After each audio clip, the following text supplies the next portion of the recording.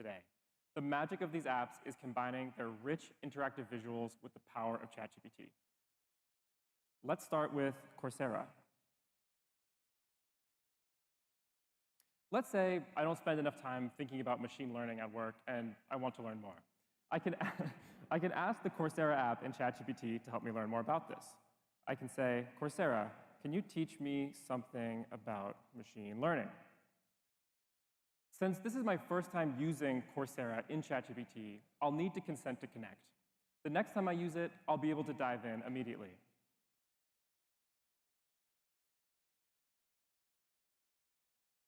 You'll notice I asked ChatGPT for the Coursera app directly, but ChatGPT can also suggest apps if relevant to the conversation.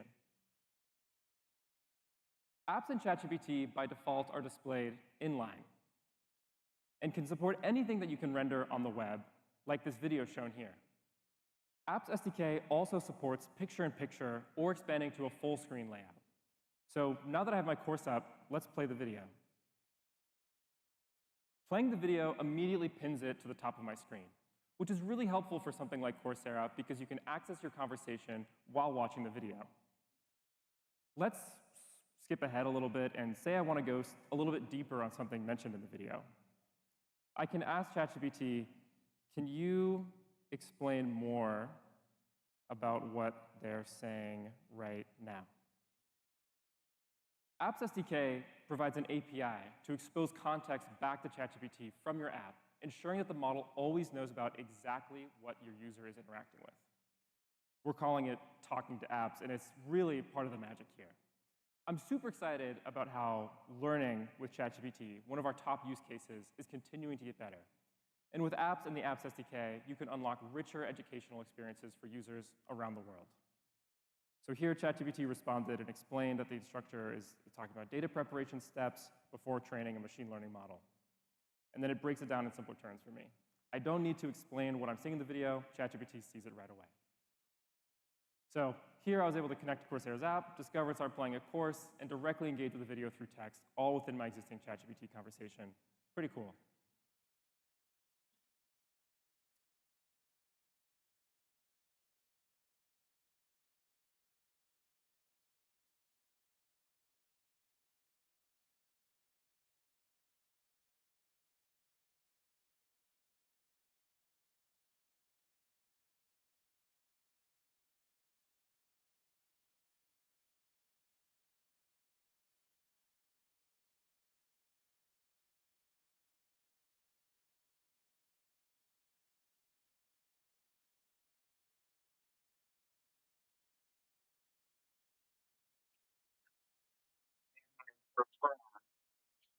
Or present the segment or two that is things together. And and generally content like conversation. Great this I would think you have to begin it. Making something has that thing.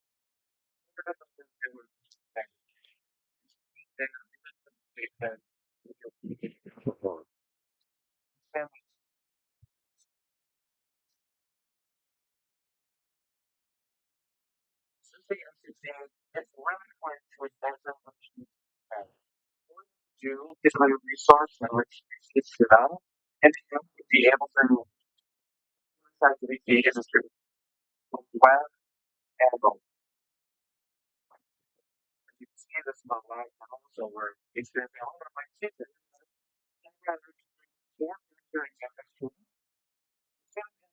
is the sort of as one of the kind of explain what it does for us. Explore another modality in Apps SDK, which is full screen. I click an asset and the app requests full screen. We were able to focus on a specific asset, and from here, I can see it in more detail. I can ask ChatGPT to request changes, maybe visual tweaks, just like with our image generation experience. But since we're in San Francisco and it's Dev Day, let's ask Canva to convert this into a pitch deck. I can say, Canva, can you please make this poster into a pitch deck? We're trying to raise a seed round for dog walking. Okay, no, I think we got the I'll send audio. that off, and since now Canva's going to make us a couple of slide decks, it may take a moment. So in the interest of time, we'll move on to show one more demo while that loads. Say the dog walking business is going really well, and we want to expand to another city. I can ask ChatGPT, based on our conversations, what would be a good city to expand the dog walking to? ChatGPT, of course, knows what we've been talking about. Super enthusiastically says Pittsburgh. Great. Now I can invoke the Zillow app to say, please show me some homes for sale there. And now ChatGPT is talking to Zillow to fetch the latest housing data, and we'll get an interactive map embedded in ChatGPT. And we'll explore how the full screen experience there goes. So we have our map, gorgeous loading state, and boom, we have a bunch of homes here. It also looks like our slide decks are done, so we'll go back to those in a moment. But this map is a little hard to see in the inline view, so I can click a specific home and open it full screen.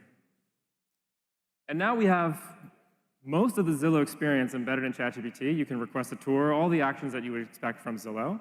But we have a lot of options here, and it's kind of hard to parse. So I can ask ChatGPT, can you filter this to just be 3-bedroom homes with a yard? For the dog, of course. ChatGPT will talk to Zillow again, and because the app is in full screen, it can now just update the data that's provided to it without needing to create a new instance. We see ChatGPT came back, we get the message overlaid here. If I click that, I can view my conversation over the Zillow app and even open it to the full height. Cool. Let's zoom in.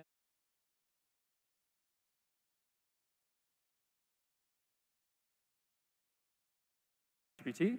It knows what I'm looking at. I can ask for more information about this home, like how close is this to a dog park? ChatGPT is able to compose the context from Zillow with other tools at its disposal, like search. So it's able to give more information about this home. From here, I could invoke other Zillow tools, maybe find out the affordability of it, but it'll provide the best answer every time. This is a great example of how dynamic an experience with Apps SDK can be. This all started from an inline map, and now we're able to go back and forth between talking to the app, asking ChatGPT questions, or just using the Zillow experience. Let's check back in on those slide decks. So if I pop back over into this conversation, see Canva has given us a few options here. Like the look of this blue. So if we open that up, we now see the slides in full screen, and I can see all the beautiful slides that Canva has generated for me. When I'm ready, I can...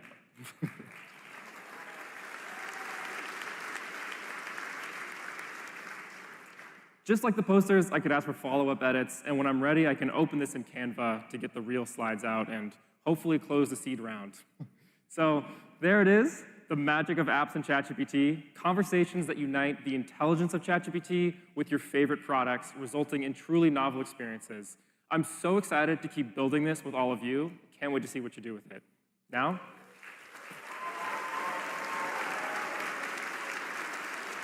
back to Sam for more on apps. That was awesome. Thanks, Lexi. That was great. It's very hard to type and talk in front of a bunch of people at the same time, so you did very well. We're excited for you to try out the apps that you saw in the demos, along with a few more from these launch partners. They'll be available in ChatGPT today, and this is just the beginning. We're going to roll out more apps from partners in the weeks ahead. For developers, the Apps SDK is available in preview to start building with today. Our goal is to get this in your hands early, hear your feedback, build it together with you. And then later this year, developers will be able to submit apps for review and publication. We'll also release a directory that users can browse, in addition to discovery and conversation. Any apps that meet the standards provided in our developer guidelines will be eligible to be listed. Apps that meet higher standards for design and functionality will get featured more prominently, including in the directory and suggested as apps and conversations. We've published a draft of the developer guidelines along with the Apps SDK, so you'll know what to expect, and we'll share more in monetization from apps soon. We'd also love your feedback about what you'd want. This should be an exciting new chapter for developers and for ChatGPT users. So that was apps, and we hope everyone loves it. Thank you.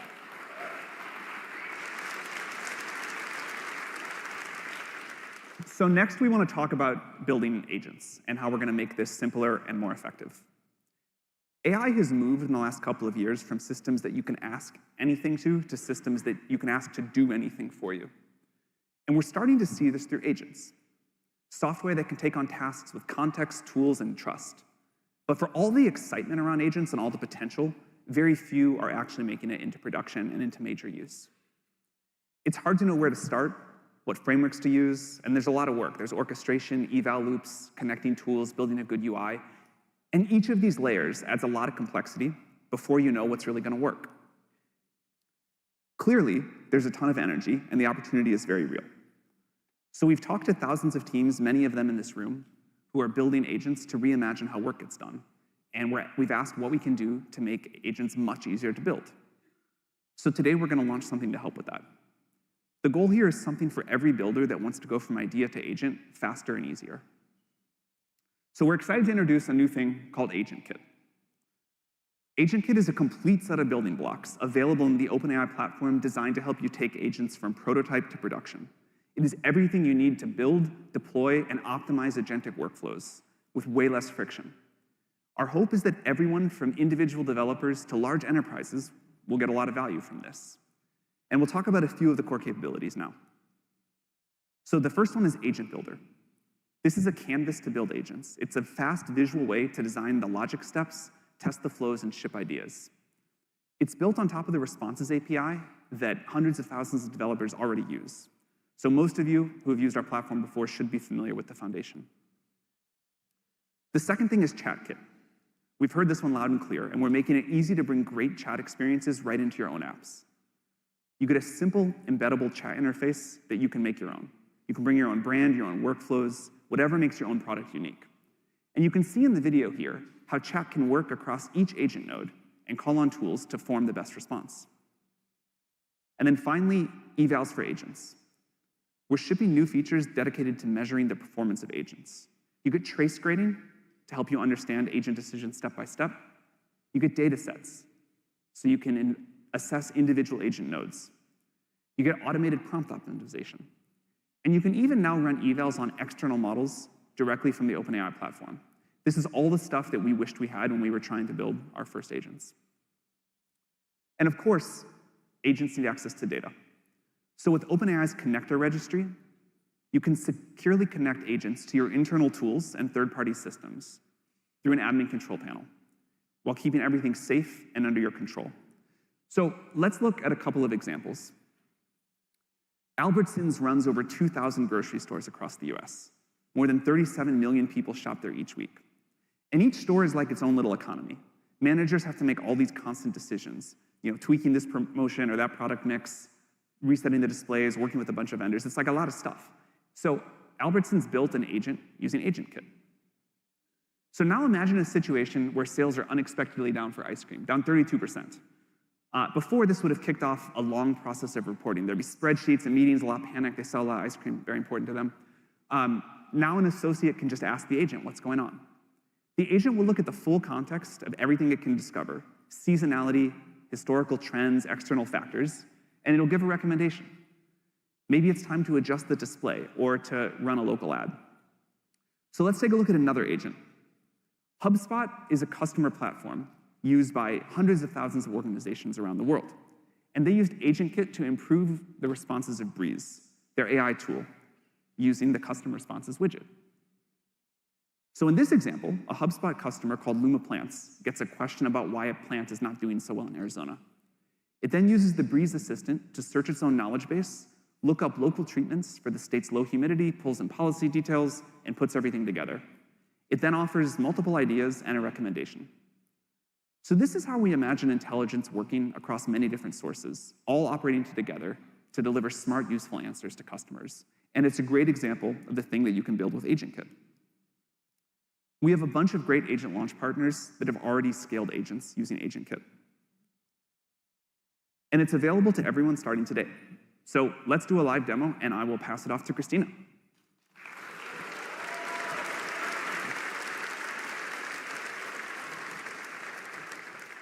Thanks, Sam. Hi, everyone. I'm Christina, and I work on the team building AgentKit. Today, I want to show you how AgentKit helps developers create agents faster than ever before. So you may have already seen our Dev Day website. It's the site here that all of you have access to and has everything about today's schedule. But right now, it's just a static page. What if it could actually help you navigate the day and point you to the sessions that are most relevant to you? We're OpenAI. We need to have AI in our Dev Day website. So that's what we're going to build together, an agent powered by AgentKit deployed right here inside this site. And to make this interesting, I'm going to give myself 8 minutes to build and ship an agent right here in front of you. You just heard how hard it is to build an agent, so this is going to be a bit of a challenge, and I'm going to start the clock now to keep me honest. Okay, we have a clock going. So I'm starting in the workflow builder in the OpenAI platform, and instead of starting with code, we can actually wire nodes up visually. Agent Builder helps you model really complex workflows in an easy and visual way using the common patterns that we've learned from building agents ourselves. So here on the left, we've already extracted the common building blocks. For example, tools like file search and MCP, guardrails, human in the loop, and other logical nodes. Today, I'm planning on building a workflow that uses 2 specialized agents. The first will be a sessions agent, which will return information about the schedule, and the second will be a more generic Dev Day information agent.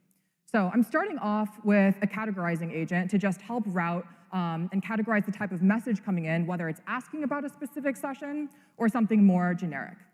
And then I've added in an if-else node to route behavior based on that classifier. Next, I'll create the session agent. Here, I'll drag and drop an agent node. I'll call this session agent. I'll give it the context about kind of grabbing information about a session. And then I can add in various tools here. Today, I already have a doc with all the information about sessions, so I'll simply drop that in. Let's call this sessions and attach it. So this agent now has all of the information needed to answer my questions. But showing the schedule should also be fun and visually interesting, not just plain text. So I'll also create a widget for them. I'll head over to our widget builder. Here I could create a widget from scratch. I can browse the gallery to learn about other widgets and reuse them. But for today, I've actually already designed a widget for this use case. In this case, it's an onboarding session widget for Froge, one of our Dev Day friends that you'll see around the venue, who's holding a 101 onboarding session in Golden Gate Park. So we can simply download this and then head back over to our agent and just attach it in as, I don't think I clicked download, so let me go back and actually click the button. Download. There we go. Great. So head over and attach it as an output format for the sessions agent that we just created. Drop that in. We can preview it to make sure we added in the right widget, and everything looks ready to go. So this session agent is now done. Next, I'll create the general Dev Day agent. So once again, I'll drag in an agent node. Let's call this the Dev Day agent. We'll once again give it some context about what it's doing, and then we'll also make it speak in the style of Froge just to make it really on brand with the day. We'll add in a file once again, so we have a file with all of the information about the day. Call this Dev Day. Attach it. This agent is ready to go as well, and we'll attach that here. Now, it looks like I have a couple more minutes, so let's add in some additional security with one of the pre-built guardrails. So one of the most important things when building agents is being able to trust them, and guardrails help you have that confidence, protecting against hallucinations, adding moderation, blocking PII. In this case, we already have a couple pre-built guardrails. I'll turn one on for a PII, and then I'll just include name as well so I can easily verify its behavior. I'll attach this in to the beginning of the workflow to make sure Froge is really protected against PII, and then I'll add in an additional agent to handle cases when this information is passed in. So again, I'll make it speak in the style of Froge to stay consistent, and I'll remind it that it cannot help with questions that contain sensitive information and remove kind of the context. Great, so I think this workflow is ready to go. I can also configure the output to determine what shows up to the end user. In this case, I can also turn off file search sources if that is kind of more internal. And I think that's it. Let's test it out. I can preview this directly from our agent builder. So here I can ask, what session to attend to learn about building agents? And I can see this message moving its way through that workflow we just created, checking guardrail, categorizing intent, pulling information from the file of sessions that I just added in, finding the right session, using the widget that I added, and determining, orchestrating agents at scale at 11:15 with James and Rohan is like the best session for me to go to learn more about this. And then I see a couple ribbits because this is actually Froge talking to me and ribbiting at me. So, okay, I think this agent looks good. Need to watch the time. So we just built a few specialized agents using tools. We added in guardrails. We customized them using some widgets. And then we also tested out the workflow in preview. The one thing we haven't yet done is a full set of evals. And we can also do that directly from the agent builder to make sure that everything behaves exactly as expected before going live. But right now, I've got a giant clock chasing me, and dev day is waiting, so let's publish this. Hit publish here. Let's call this Ask Froge. Hit publish. And I now have a fully deployed, published agent in production with a workflow ID that I can use to run directly. On the right, we also have code export in case I want to run this in my own environment, in my own servers. But you can see this is quite a bit of code to write. And so I'm just going to stick with using the workflow ID that we just created and then head over to my site. So here in my dev day site, I'm first going to create a ChatKit session using the workflow that we just created. I'll simply drop in that workflow ID. I'll add in the ChatKit React component using that client secret that we just created in our own server, and then adding in visual customization as well to, again, make this really Froge themed. In this case, it's going to be called Ask Froge. It's going to continue to ribbit in the placeholder, and it'll have some Froge-specific colors and starter prompts. I'll add this Froge chat in a bottom sheet, so it'll come up from the bottom of the page. And then finally, I'll add in a link to Ask Froge at the top of the site so that it's really front and center on our website. So let's go back to our site. There it is, Ask Froge, top of the site. Let's try it out. So what session to attend to learn about building agents? And again, this is running through that exact same workflow we just created, checking for guardrails, categorizing the message, pulling from tools from file search, using the widget that we designed, and then again deciding orchestrating agents at scale is the right session for me to go to, and continuing to ribbit in the style of Froge. So, okay, great, we've done it.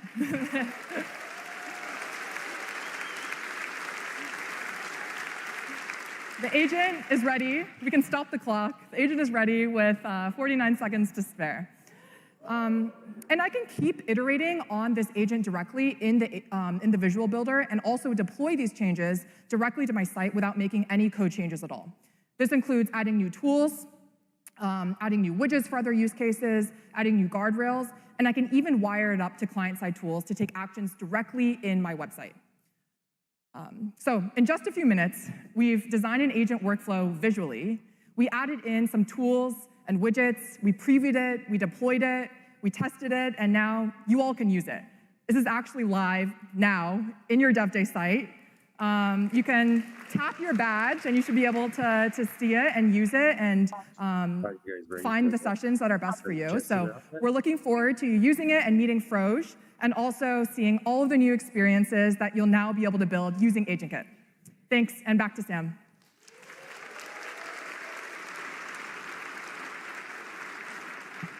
Thank you, Christina. I think that's so cool. I can't wait to see what you'll all build with it. So we've looked at AI apps, agents, but now let's shift to one more thing that's just as important, how we write software. One of the most exciting things happening with AI is that we're entering a new era that changes how software gets written. Anyone with an idea can build apps for themselves, their families, or their communities. And before we talk about Codex, we want to show you a few examples. In Japan, an 89-year-old retiree taught himself to code with the help of ChatGPT.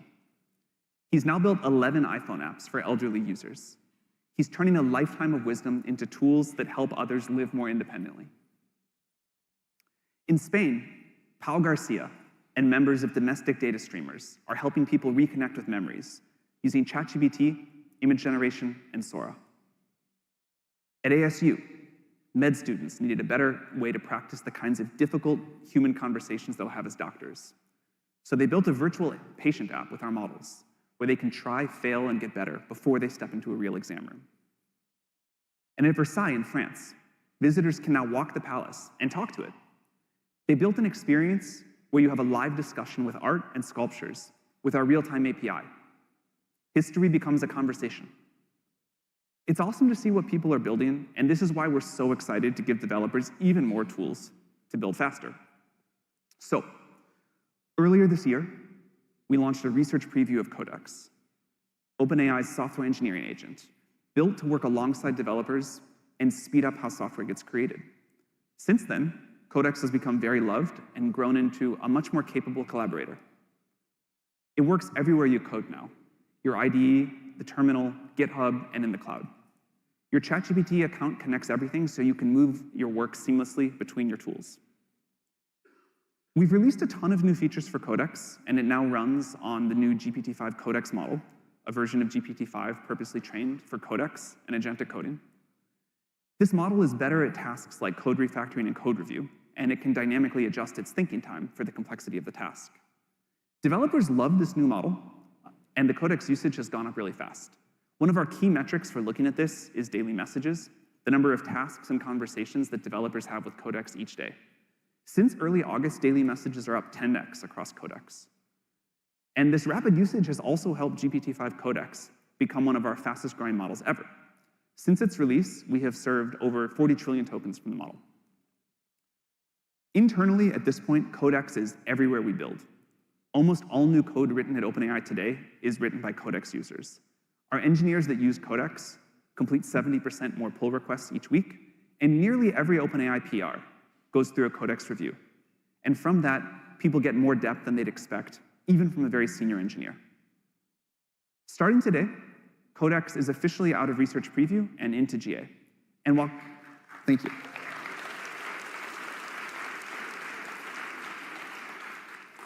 And while Codex already has a lot of traction with individual developers, today we're introducing a new set of features to make Codex more helpful for engineering teams.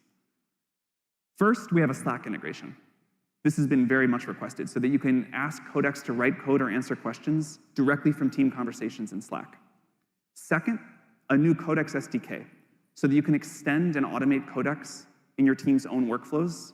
And third, new admin tools and reporting, including environment controls, monitoring, analytics dashboards, and more, so that enterprises can better manage Codex. Expect to see a lot more Codex improvements coming soon. One of the things that's been really inspiring to us is to see the breadth of people using Codex. From developers building side projects on weekends, to high-growth startups, to big global enterprises. Cisco rolled out Codex across its entire engineering org. They're now able to get through code reviews 50% faster and have reduced the average project timeline from weeks to days. So for our next demo, we want to show you something fun. We're going to show you how you can use the new Codex and our APIs to turn anything around you into workable software. And for that, please welcome Ramon to the stage.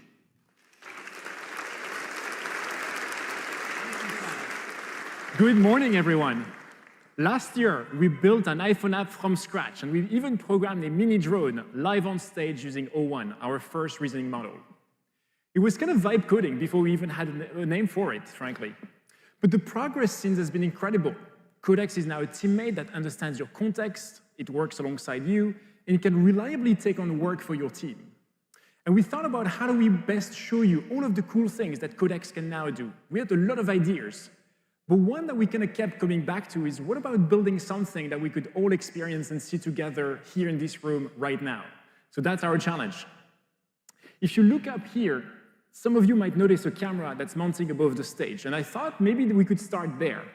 And so earlier, I asked Codex CLI to create a very simple control panel interface with a very simple interface. See, a camera feed on the left, some buttons on the right, and if we can bring my laptop on screen, you'll see what Codex came up with.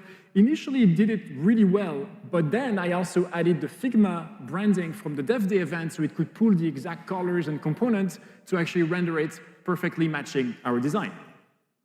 Great, so that's our place to get started. Now, I haven't written a single line of code, but let's dive in and see what we can do on top of that.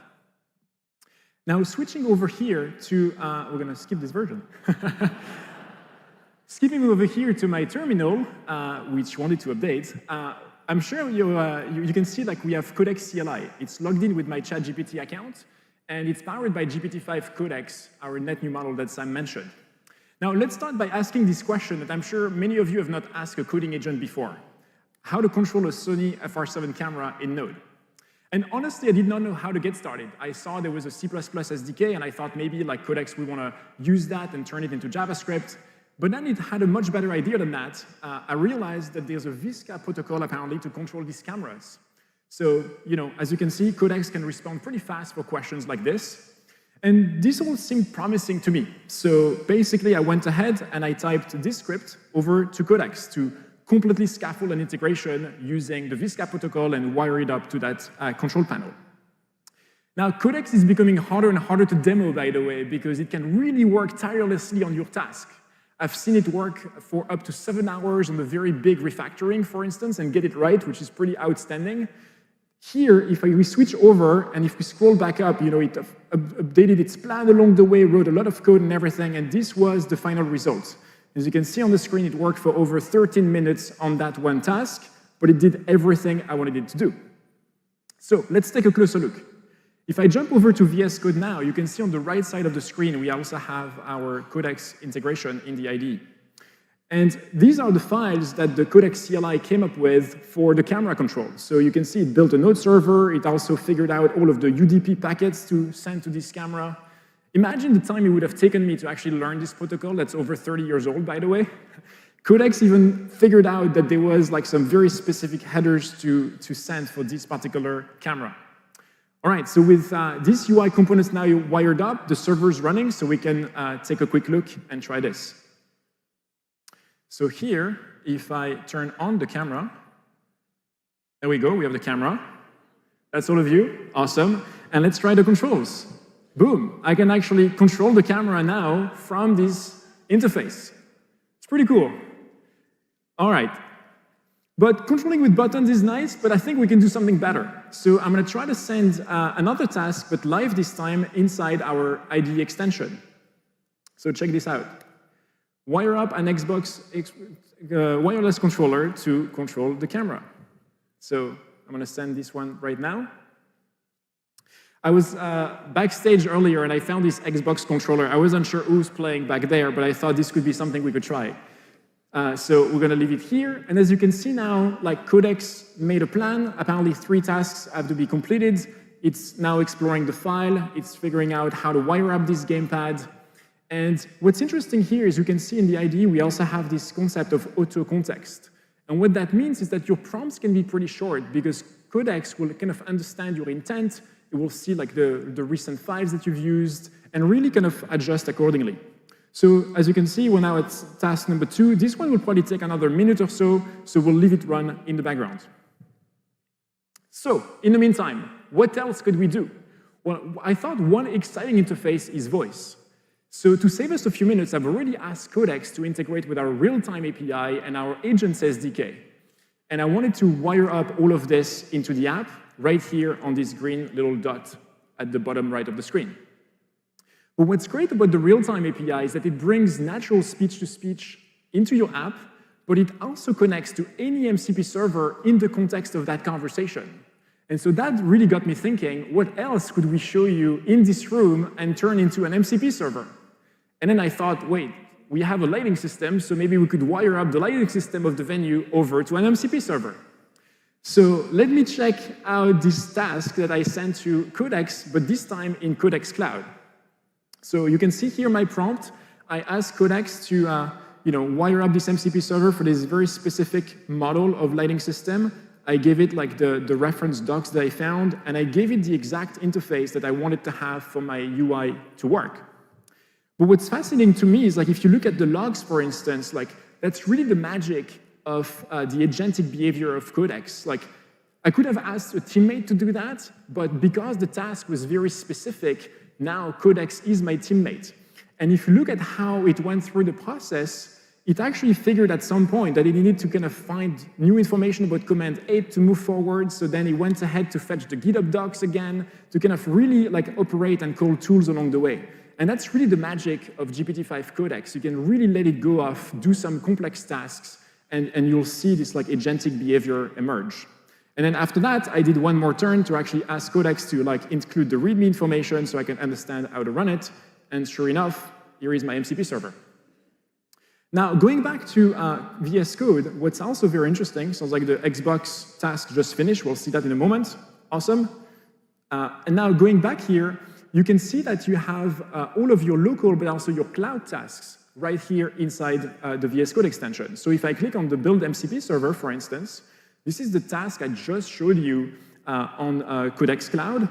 And here, I can actually apply all of the changes locally if I want to test them. So I can just go ahead and click apply, and now all of the changes with this MCP server are now included locally.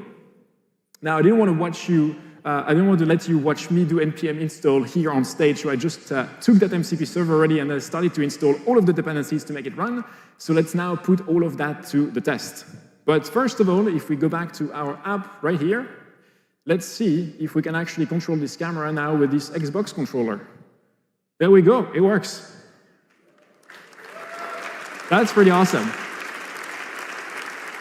What's funny is like I didn't even specify to Codex which button should do what, but it figured that the joystick was probably a good idea. So that's actually perfect. But let's do the real test now. Let's enter voice mode and see what happens. So sorry in advance, AV team, but we'll try to see if Codex figured this out to control the lights. Hi there. Hello? Hi there. I can hear you loud and clear. Let me know what you need. Yeah, what do you see on the camera? I see a large audience in front of you, with rows of attendees seated and ready. The room is well lit, and the crowd stretches far back, filling the space. That's right. Could you shine the lights towards the audience? There we go. I've just lit up the audience with a nice bright wash. They should be perfectly highlighted now. Can you greet everyone here in the room now? Absolutely. The audience lights are up. Let's welcome this fantastic crowd. Hello, amazing developers at Fort Mason. We are so excited to have you here for an incredible day. Awesome. Could you now do something fun with the lights and say hi to people tuning in on the live stream?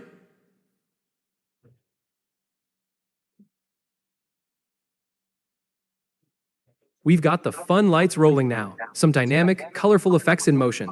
And to everyone watching the live stream, thanks for joining us. This is going to be an amazing experience. Cool. All right, let's go back to normal now. Awesome. So I still have not written a single line of code, by the way, to make this happen. But there's one more thing I wanted to show you. Last but not least, Sam mentioned that we're launching a Codex SDK today. And so I wanted to finish up with something that gives you a little bit of a glimpse into what might be the future of software engineering. So let me go back into voice mode and try this.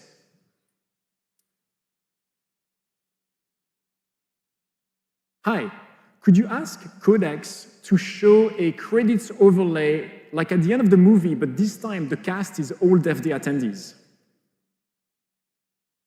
I'm running that with Codex now. I'll let you know when it's ready. Great. In the meantime, could you start a countdown and take a photo of all of us?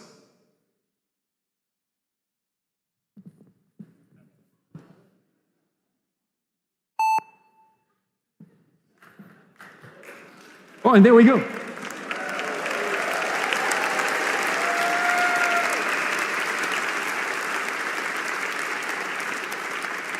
So to explain you what just happened here, when I sent a task to the voice agent, it also added Codex SDK as a tool. And what that means is that now, on the fly, I can reprogram this app in real time and instantly adapt it to user needs or any kind of feedback they have. So in this case, when I asked to create a credits overlay, it was able to go ahead and edit the code inside this React app, hot reload it, find what it needed to complete the task, and now the credits are rolling. It's pretty amazing. So with all that, we took voice, we took a sketch, we took some devices around us, and we turned all of this into workable software. And all of that without writing a single line of code by hand. So really give Codex your most ambitious ideas, give Codex your most complex coding problems, and see what happens. I think you'll be as amazed as we are every day. The only limit now is your imagination. Thank you so much. Back to you, Sam.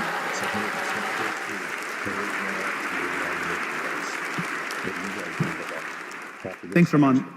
This is the biggest change to how software gets created that I have ever seen, and we can't wait to see what you all will do with it. I think the future is going to be very bright. We've covered a lot today, but obviously models matter a lot too, so I want to share a few model updates. Back in August, we launched GPT-5. We trained it to be really good at steering agents and end-to-end coding, and GPT-5 has delivered on that. Leading coding startups like Cursor, Windsurf, and Vercel are using GPT-5 to change how software gets written and shipped in their apps. And then after that, we released GPT-5 Pro, the most intelligent model that we've ever shipped. Today, we're launching GPT-5 Pro in the API. It's available to all developers, and we hope you enjoy.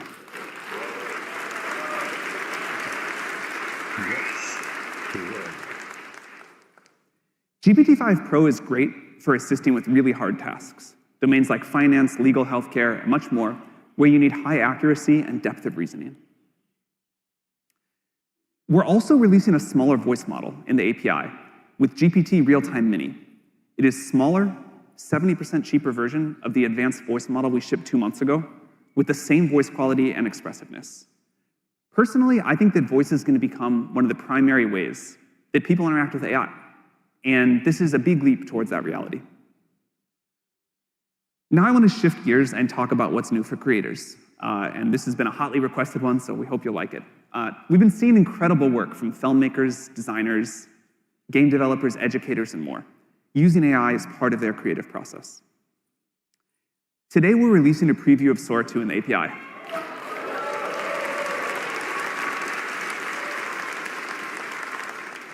You now have access to the same model that powers Sora 2's stunning video outputs right in your own app.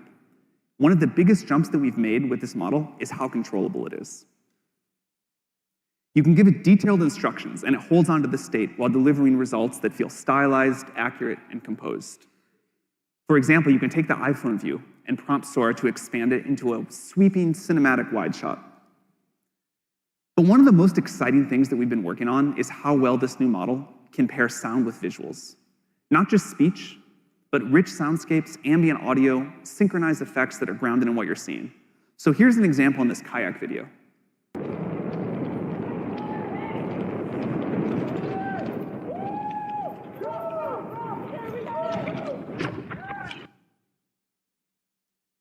You can also bring pieces of the real world into Sora 2. For example, you could take a picture of your dog and give your dog some new friends. Look who's coming, buddy.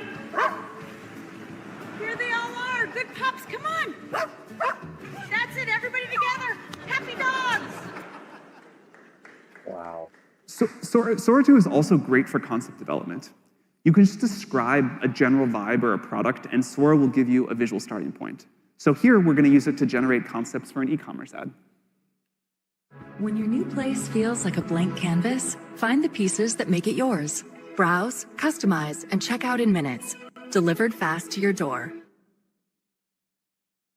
People seem to love Sora 2. It's been on the top of the App Store since we've launched it, and the creativity that people are demonstrating has been super fun for us to watch.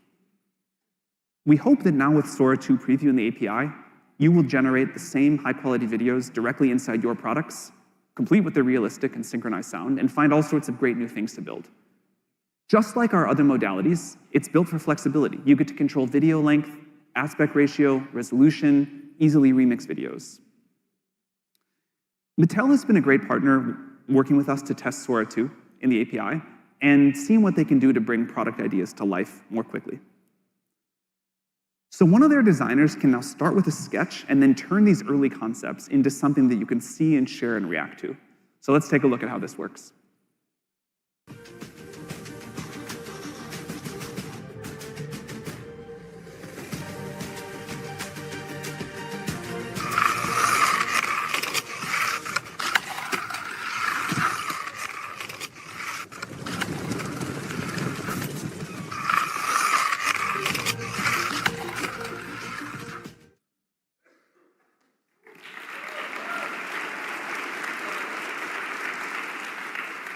That is a very cool new way to build toys.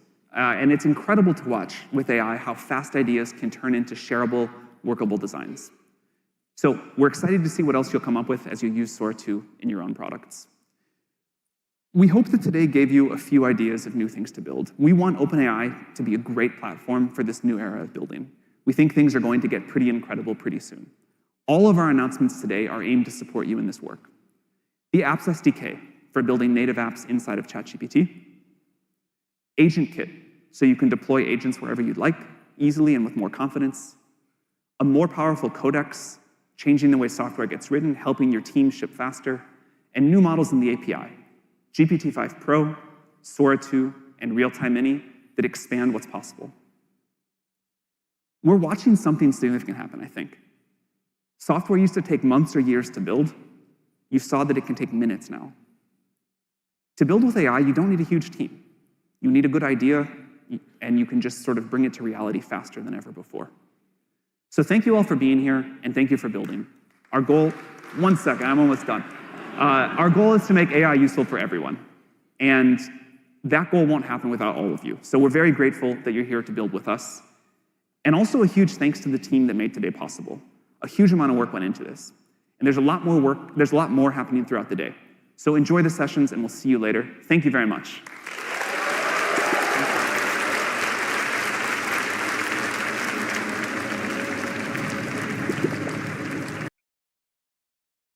All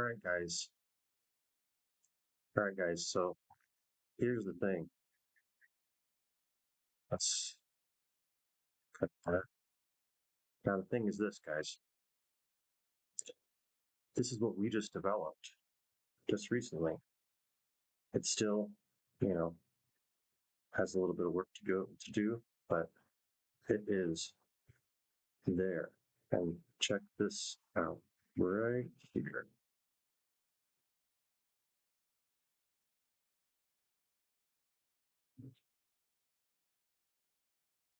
Here we go.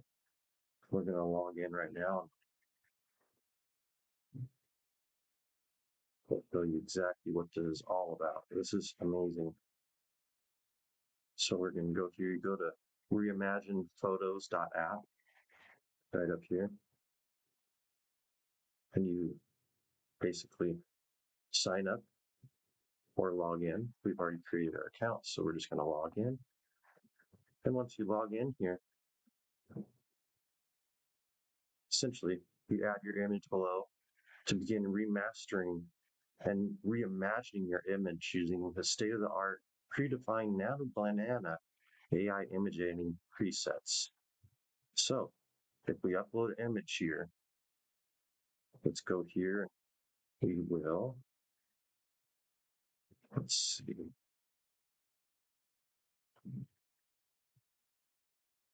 Here's an image right here. And I'm going to tell it, remove item. And I'm going to say trash can. And now it's going to be editing this and removing this item. It's that simple. So you can imagine if you have, photo bombers in the back or what have you, taking up that space. Now the trash can's gone, as you can see. So let's swap this out and change this up to another image.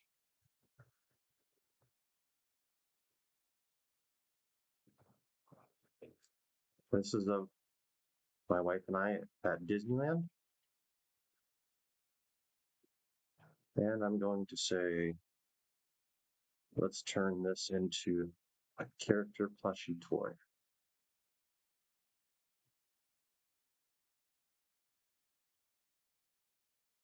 And just like that, one click. There you go. Has my sunglasses on, has my shirt that I was wearing. You can download them. Well, let's change the image again to another image of me. And I'm going to say, I want to be in a 3D cartoon.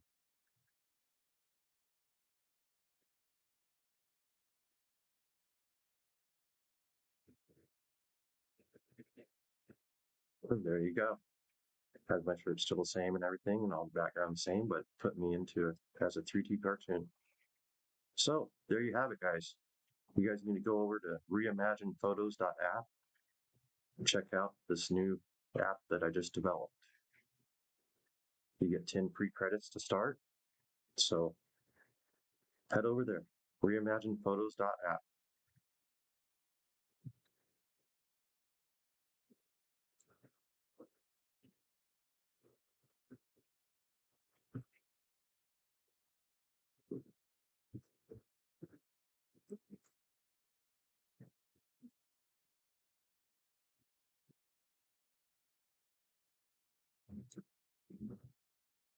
Well,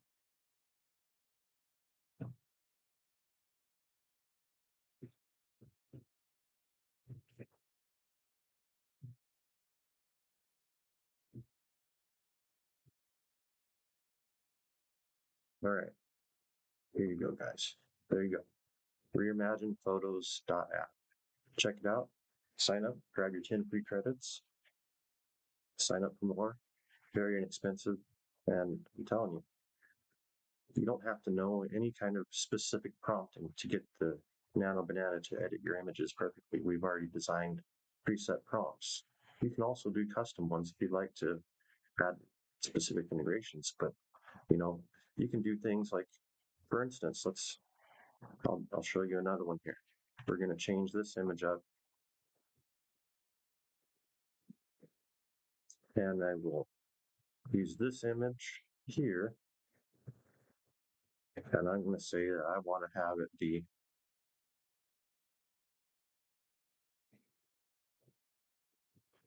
that 3D action figure.